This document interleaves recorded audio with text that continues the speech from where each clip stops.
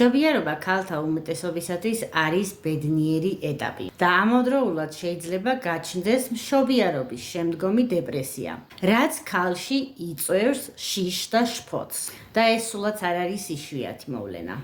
კვლევების მიხედვით მშობიარობის შემდგომი შფოთვითი სიმპტომები მსოფლიოს ქალთა დაახლოებით 20%-ს აღენიშნება. თუმცა რეალური რიცხვი გაცილებით მეტია, რადგან ბევრი ქალი უბრალოდ არ საუბრობს. დედის შფოთვა და ემოციური გადაღლა პირველ რიგში მოქმედებს ბავშვზე.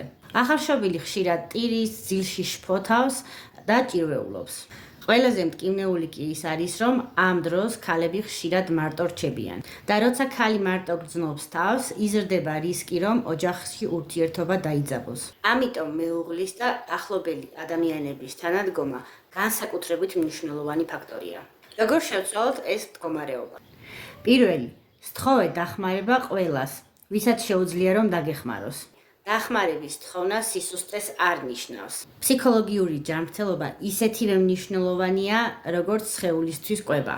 მეორე, დაისვენე, როცა შეგიძლია, როცა ბავშვს ძინავს, დაიძინე ან უბრალოდ წამოწექი. ამ დროს ქალების უმეტესობა დასვენების ნაცვლად კიდევ უფრო მეტად იტვირთავს თავს და ეს კი კიდევ უფრო მეტად იწვევს მასში გადაღლილობას. მესამე, მინიმუმ 10 წუთი გამოუყავი საკუთარ თავს ყოველ დღე. დაიპოვე დრო მედიტაციისთვის, სუნთქვითი ვარჯიშებისთვის, ან უბრალოდ სიჩუმეში ყოფნისთვის.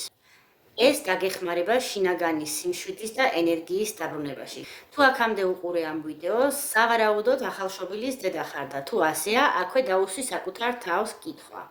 ხომ არ მჭირდება პროფესიონალის დახმარება იმისათვის, რომ მშვიდ და ჰარმონიულ გარემოში აღზარდო ჩემი პატარა და მომწერე პირადში. გისურვებ სიმშვიდეს, მადლობა ყურადღებისთვის.